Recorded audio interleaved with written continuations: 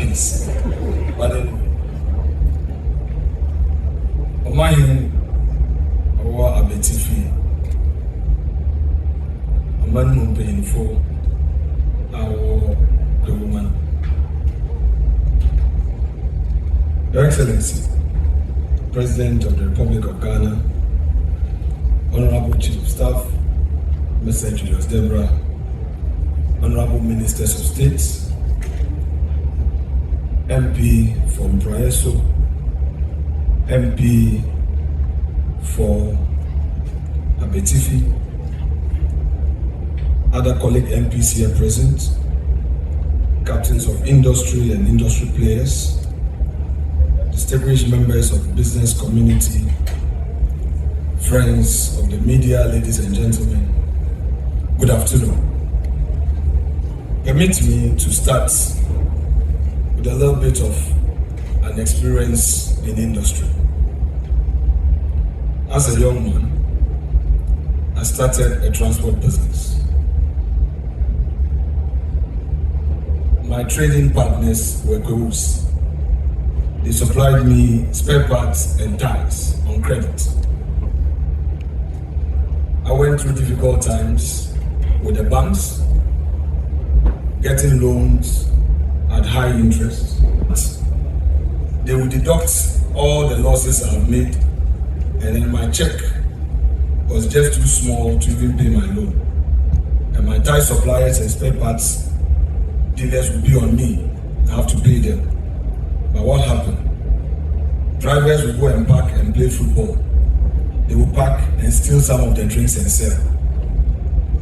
At KWAHU, where I was running the bauxite business, drivers would park, they don't care. At a point I had to bring an expert from Canada to assist me. Though we had a transport manager, but the Obroni's face did a change for us, and I had to pay dollars. I remember my days at the weekend court because I had to pay SNIT and I was defaulted. And the workers did not really care. And they would even go and report you that you did not pay their SNIT. And they would use their union to do a luta.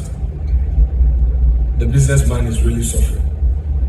And I also recall when there was a change of government in 2008 and the new government came into office, I was running from Bupe, Aplao to Bupe. We'll pick gypsum from Tabligo in Togo, go to Aplao, drop some for diamond cement, and continue to Bupe. And then at each point, axle load, they would deliberately stop my trucks, and other trucks would be passing because they said that boy is an MPP boy. My partner had to rise to Vice President John Dramani Mahama, as he then was, and he had to intervene to call those boys to order.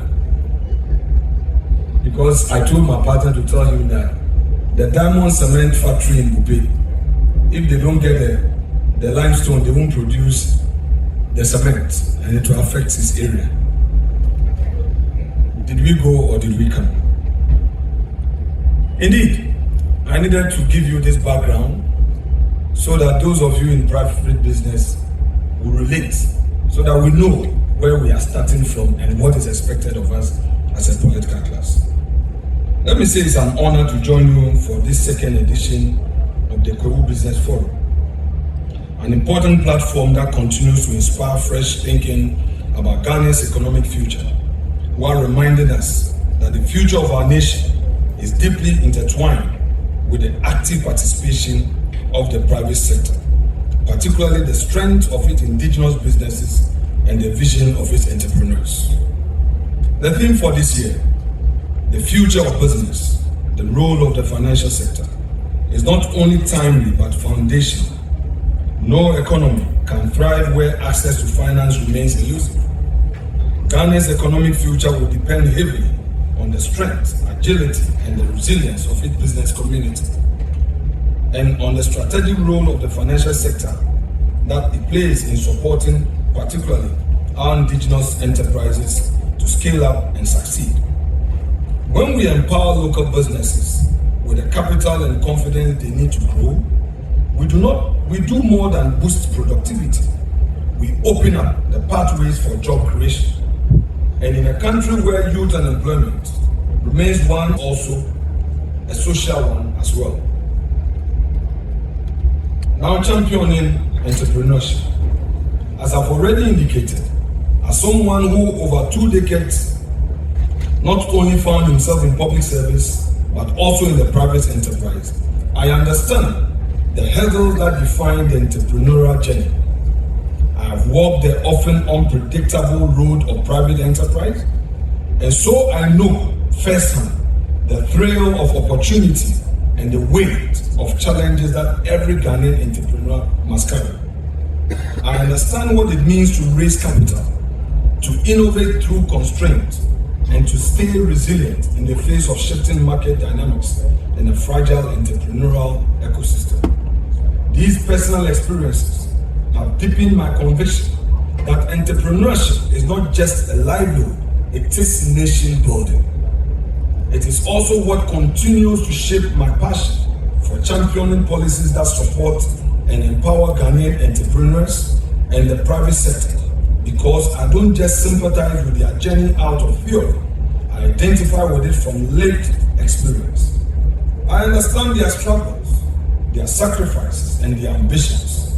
It is precisely because of this that I believe, as a political class, we have a responsibility to depoliticize entrepreneurship, to create an ecosystem where business owners can thrive without fear of being tagged or targeted. We must celebrate enterprise and actively cultivate an environment where hard work and creativity is rewarded. Entrepreneurship must not be viewed through a political lens. The success of a business should never depend on which political regime is in power, nor should it be stifled by partisan labels. Our role as political leaders is not to frustrate private sector actors, but to foster a fair and enabling environment where merit, innovation, and hard work thrive. And as we nurture this culture of enterprise, we must also take a hard look at how we extend opportunity, particularly to the youth. They must not be supported only when they wear our party colors. They must be supported when they demonstrate potential, creativity, and drive. Ghana's future cannot be built on partisan loyalty. It must be built on merit. Those who deserve opportunity should be given opportunity, regardless of political affiliation. That is how we build a nation. That is how we create competition. And that is how we create progress in a nation. I believe that the time has come for Ghana to consider establishing a national orientation program built around these values, one that instills a renewed sense of civic responsibility, discipline, hard work, and enterprise in our national psyche. We must deliberately shape a new Ghanaian mindset, one that values hard work over shortcuts, merit over connections, and contribution over entitlement. The public sector is already choked, and the jobs of the future will be created in the private sector. This is a mindset people need to have. Such a program, especially if targeted at the youth, could play a transformative role in reshaping national attitude and helping us build a country where excellence is expected, rewarded, and sustained. The role of the financial sector in the growth of indigenous business cannot be overstated. For our economy to thrive, we must ensure that financial institutions play a more proactive role in supporting local enterprises, not only in providing capital, but also in creating the opportunities that will allow these businesses to grow and ultimately contribute to job creation on a national scale. It is imperative that the financial sector adjusts its approach, becoming more attuned to the needs of small and medium-scale enterprises, particularly those led by young Ghanaian entrepreneurs. We must bridge the gap between access to finance and entrepreneurial potential by developing financial products and solutions tailored to the specific challenges faced by our local businesses. Your Excellency, by doing so, we shall cultivate industries that are sustainable, innovative, and grounded in the realities of our local context.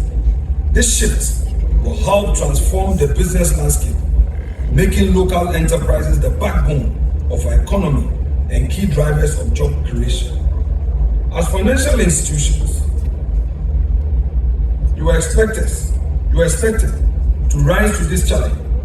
You will not just provide capital, but become true partners in the growth of a prosperous Ghana. I conclude by thanking Your Excellency, President John Dramani Mahama, for putting together a platform like this, which continues to shape the future of business in Ghana. This initiative is crucial for not only promoting dialogue, but also translating those conversations into tangible actions that can propel us toward a brighter economic future. I'd like to also acknowledge the contribution of all the industry players present. Let this be the beginning of sustained support for entrepreneurship in Ghana, so that together we can forge a path toward a brighter and more prosperous economic future. To the entrepreneurs, and here let me mention my respected colleague, Brian, a champion of Rock City fame. I was touched with what I saw, how he has transformed his little community as a major business hub. These and many more are what we expect from us, the indigenous entrepreneurs. Let me urge others to take full advantage of the opportunities, invest boldly in your dreams, for they are the foundation of our collective future. To us as political leaders, the time has come. Let's not only be committed in words, but let us be committed in real terms in supporting entrepreneurs and the private sector. Let us work together to build a business ecosystem where success is driven by merit, hard work, and opportunity, and not by politics. Let me take the opportunity to thank you for this continued effort in creating a forum that will bring initiatives together. God bless our homeland Ghana and make it great and strong. Thank you very much.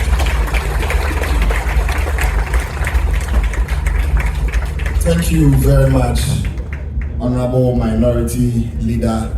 Let's give it up for him.